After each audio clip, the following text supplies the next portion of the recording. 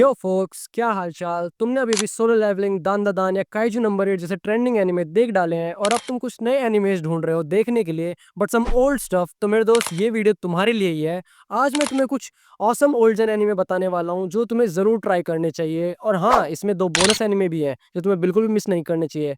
So let's begin this video. Neon genesis Evangelion. ये anime एकदम next level psychological sci fi है। शुरुआत तो एक टिपिकल मेका एनिमे जैसे ही होती है, जायंट रोबोट्स वर्सेस मॉन्स्टर्स। लेकिन जैसे जैसे स्टोरी आगे बढ़ती है वैसे वैसे दिमाग का फ्यूज उड़ने लगता है। एपिसोड 1 में हम मिलते हैं शिंजी इकारी से, एक सोशली ऑकवर्ड, इमोशनली कंफ्यूज लड़का। उसे सडनली टोक्यो 3 बुलाया जाता है by his distant and cold father Gendo Ikari. Reason simple है, बेटा तुम्हें जायंट रोबोट चलाना है और दुनिया को बचाना है। इस एपिसोड में ही पहला एंजल सेचल सिटी पर अटैक कर देता है और शिंजी को जबरदस्ती इवेंगेलियन यूनिट 01 में बिठाया जाता है। वो फाइट करे या ना करे, ये प्रेशर उसके ऊपर डंप कर दिया जाता है। उसकी हेजिटेशन, फियर और लोनलीनेस पहले ही एपिसोड में फील होने लगती है। इस एनिमे में एक्शन से ज्यादा इमोशनल और साइकोलॉजिकल डेप्थ के ऊपर ज्यादा फोकस किया गया है। हर कैरेक्टर ब्रोकन है अपने लेवल पर कोई अपनी आइडेंटिटी से लड़ रहा है तो कोई अपने पास्ट ट्रॉमा से। स्टोरी सिंबॉलिक, फिलोसफिकल और कभी कभी डाउनराइट कंफ्यूजिंग भी हो जाती है, लेकिन इसी में इसकी ब्यूटी है। म्यूजिक आइकॉनिक है, स्पेशली इसका ओपनिंग थीम क्रूएल एंजल्स थियसिस, जो कि बहुत ही ज्यादा कमाल का है। अगर तुम्हें सिर्फ रोबोट फाइट्स चाहिए तो ये एनीमे थोड़ा स्लो और कॉम्प्लेक्स लग सकता है, लेकिन अगर तुम emotionally deep, philosophical, thought provoking content के लिए रेडी हो तो ये Evangelion is a must watch classic. First episode से ही पता चल जाता है कि ये एनीमे नॉर्मल तो बिल्कुल नहीं है। इस एनीमे में टोटल 26 एपिसोड्स हैं और एक ही सीजन है। अगर तुम्हें ये एनीमे ज्यादा ही पसंद आ जाए तो तुम इसकी मूवीज भी ट्राई कर सकते हो। काउबॉय बीपॉप। काउबॉय बीपॉप की स्टोरी 2071 के फ्यूचर में सेट है, जहां ह्यूमैनिटी ने स्पेस कॉलोनाइज कर लिया है। हम फॉलो करते हैं एक छोटी सी बाउंटी हंटर क्रू को जो अपने स्पेसशिप बीपॉप में गैलेक्सी के अलग अलग हिस्सों में क्रिमिनल्स को पकड़ने जाते हैं। इसके अंदर कुछ मेन कैरेक्टर्स हैं जैसे कि स्पाइक स्पीगल, कूल, काम और डेंजरस पास्ट का हॉन्टेड है। जेट ब्लैक एक एक्स कॉप, बीपॉप का पायलट, सेंसिबल और मैच्योर इंसान है। फे वैलेंटाइन स्टाइलिश और कनिंग, अपने पास्ट को लेके थोड़ा सा कंफ्यूज्ड है। एड एक hacker genius with quirky energy. Ein एक इंटेलिजेंट डेटा डॉग। ये एनिमे एक म्यूजिकल सिम्फनी जैसा लगता है। हर एपिसोड का अपना मूड, अपनी स्टोरी, बहुत ही एपिसोडिक नेचर है। हर एपिसोड एक अलग कहानी के साथ आता है, लेकिन बीच बीच में मेन प्लॉट भी अनफोल्ड होता रहता है। कैरेक्टर अपने पास्ट, आइडेंटिटी और लोनलीनेस से डील करते रहते हैं। सब ने कुछ खोया है, सब कुछ ना कुछ ढूंढ रहे हैं। स्टाइलिश भी है और सॉलिड सब्सटेंस भी है। योको कानो का जैज हैवी साउंड ट्रैक तो है ही, लेकिन ओपनिंग थीम जो कि एनिमे हिस्ट्री का एक आइकन बन चुका है, हर सीन का म्यूजिक मूड को सेट करता है, चाहे वो एक्शन हो या फिर इमोशनल मोमेंट। 1988 का एनिमे होने के बावजूद भी ये एनिमेशन टॉप नॉच है। Hand drawn artistry, smooth fight scenes, space dog fight, सब कुछ विजुअल ट्रीट की जैसा लगता है। Cowboy bebop is not just an anime, it's an experience. इसका कैरेक्टर याद रह जाता है, इसका म्यूजिक दिल में बजता रहता है और इसका and bitter sweet but beautiful है।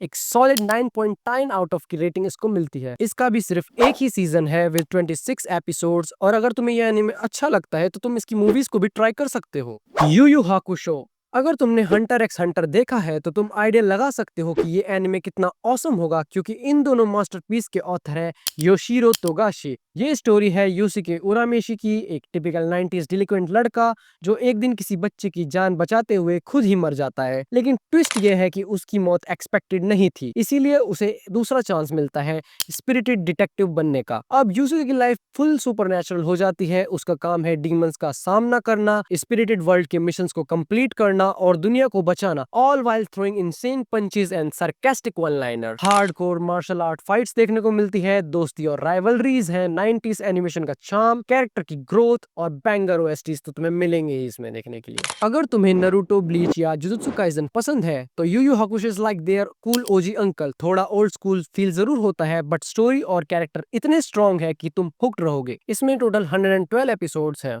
Serial experiment Lain. Serial experiment Lain एक ऐसा एनिमे है जो कि माइंड को सीरियसली ट्विस्ट कर देता है। ये कोई टिपिकल एनिमे नहीं है, यहाँ कोई फ्लैशी एक्शन सीन्स या ड्रामेटिक रोमांस नहीं मिलेगा।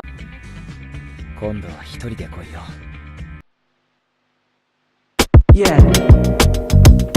ये शो दिमाग का दही बना देने वाला साइकोलॉजिकल एक्सपीरियंस है। कहानी फॉलो करती है लेन इवाकुरा, एक introvert 14 years old school girl को, जिसे एक दिन एक क्लासमेट के सुसाइड के बाद उसका ईमेल मिलता है। बट वेट, वो लड़की तो मर चुकी थी ना। जब लेन वायर्ड एक इंटरनेट के मेटाफिजिकल वर्जन के अंदर घुसने लगती है तो रियल वर्ल्ड और डिजिटल वर्ल्ड के बीच का डिस्टिंक्शन ब्लर होने लगता है। शी स्टार्ट्स टू क्वेश्चन, मैं कौन हूँ, क्या मैं रियल हूँ। शो डीप डाइव करता है आइडेंटिटी, रियलिटी, कॉन्शियसनेस और टेक्नोलॉजी जैसे टॉपिक्स में। ये एनिमे साइबर पंक एस्थेटिक्स और डीप मेटाफोर्स से भरा हुआ है। इंटरनेट का हमारे सेंस ऑफ रियलिटी पर क्या असर होता है, अगर तुम्हारे थॉट और मेमोरी को नेट पर अपलोड कर दिया जाए तो क्या तुम जिंदा हो भी या नहीं। टेक्नोलॉजी हमें जोड़ती है या फिर हमें अलग करती है। ये एनिमे ऐसे कॉन्सेप्ट्स को शो करता है जहां साई-फाई, फिलॉसफी और एग्जिस्टेंशियल ड्रेड दोनों साथ में चलते हैं। Visual styles minimalist yet haunting है, बैकग्राउंड स्टैटिक लगते हैं बट वो अनईजी साइलेंस को क्रिएट करते हैं जो शो का मूड सेट करता है। साउंड ट्रैक और एम्बिएंट नॉइस इतना इंटेंस है कि वो हर सीन को सरियल बनाता है। ओपनिंग थीम भी बहुत ज्यादा ऑसम है। क्या ये शो सबके लिए है? द आंसर इज बिल्कुल नहीं। अगर आपको स्ट्रेट फॉरवर्ड स्टोरी चाहिए या फास्ट पेस एक्शन पसंद है तो लेन में भी फील बोरिंग और कंफ्यूजिंग। लेकिन अगर आपको intellectual, slow burn, cryptic narrative पसंद है जहां आपको हर चीज खुद इंटरप्रेट करनी हो, then serial experiment Lain is a masterpiece. It's not just an anime, ये एक एक्सपीरियंस है। कंफ्यूजिंग होगा, फिलोसॉफिकल होगा और कभी कभी तो फ्रस्ट्रेटिंग भी। इसमें टोटल 13 एपिसोड्स है और इसको तुम बिंग वॉच कर सकते हो। रुरोनी केंशिन। रुरोनी केंशिन एक क्लासिकल हिस्टोरिकल सामुराई एनिमे है जो कि मेजी एरा जापान में सेट है। इसकी कहानी फॉलो करती है केंशिन हिमुरा को, जो कि एक लेजेंडरी असैसिन था लेकिन अब अपनी तलवार से कभी किसी को ना मारने का वादा करता है। उसका मिशन है अपनी पास्ट मिस्टेक्स को सुधारना और लोगों की मदद करना। इस एनिमे का ड्रामा और एक्शन दोनों ही जबरदस्त है। केंशिन का कैरेक्टर डेवलपमेंट बहुत ही अच्छा है। वो एक स्ट्रॉन्ग फाइटर है लेकिन साथ ही साथ एक बहुत ही कंपैशनेट इंसान भी है। स्टोरी में हिस्टोरिकल एलिमेंट्स भी अच्छी तरीके से ब्लेंड किए गए हैं जो एक एरा की फील देते हैं। एनिमेशन थोड़ा ओल्ड स्कूल है बट उसका चार्म अभी भी बना हुआ है। फाइट सीन्स वेल कोरियोग्राफ्ड हैं और इमोशन जेन्युइनली टच करते हैं। बैकग्राउंड म्यूजिक भी एरा के हिसाब से फिट बैठता है। अगर आपको सामुराई और हिस्टोरिकल ड्रामा देखना पसंद है तो रुरोनी केंशिन डेफिनेटली एक मस्ट वॉच एनिमे है। ये आपको एक्शन के साथ साथ एक मीनिंगफुल स्टोरी भी देगा। इसमें टोटल 94 एपिसोड्स हैं। वैसे 2023 में इसका एक रीमेक भी बना था जिसमें 47 एपिसोड्स हैं 2 सीजन्स के अंदर। तुम चाहो तो उसको भी वॉच कर सकते हो। और अगर अभी भी तुम्हारा मन नहीं भरा है तो मेरे पास तुम्हारे लिए कुछ बोनस एनिमेज भी है, तुम उसे भी चेकआउट कर सकते हो। स्लैम डंक। स्लैम डंक एक स्पोर्ट्स एनिमे है जो कि बास्केटबॉल के ऊपर है लेकिन सिर्फ गेम तक लिमिटेड नहीं है। इसमें कॉमेडी फुल ऑन मिलती है जो स्टोरी को काफी ज्यादा एंटरटेनिंग बनाती है। स्टोरी फॉलो करती है हानामिची साकुरागी को, जो इनिशियली बास्केटबॉल में तो जीरो था लेकिन अपनी क्रश को इम्प्रेस करने के लिए बास्केटबॉल ज्वाइन करता है। धीरे धीरे उसका पैशन बास्केटबॉल के लिए बढ़ता है और वो अपनी टीम का बेस्ट प्लेयर बन जाता है। कैरेक्टर्स बहुत ज्यादा रिलेटेबल और फनी है, स्पेशली हानामिची की एनर्जी और एटीट्यूड को मिस नहीं करा जा सकता। बास्केटबॉल सीन्स भी बहुत ज्यादा इंटेंस और वेल एग्जीक्यूटेड है जो गेम के असली एक्साइटमेंट को कैप्चर करते हैं। अगर तुम्हें स्पोर्ट्स एनिमे पसंद है तो स्लैम डंक डेफिनेटली देखना चाहिए। ये सिर्फ बास्केटबॉल के लिए ही नहीं बल्कि दोस्ती, डिटर्मिनेशन और स्ट्रगल को भी बहुत अच्छे तरीके से दिखाता है। थोड़ा सा नॉस्टैल्जिया भी मिलता है 90s के स्टाइल में। ट्राइगन। ट्राइगन एक क्लासिक एनिमे है जो कि साईफाई और वेस्टर्न दोनों जेनर को एकदम मस्त ब्लेंड करता है। स्टोरी रिवॉल्व करती है वैश द स्टैम्बिड के अराउंड, जो एक इनफेमस गनस्लिंगर है जिसके पीछे बाउंटी हंटर्स हमेशा लगे रहते हैं। लेकिन वैश एकदम ओपोजिट है।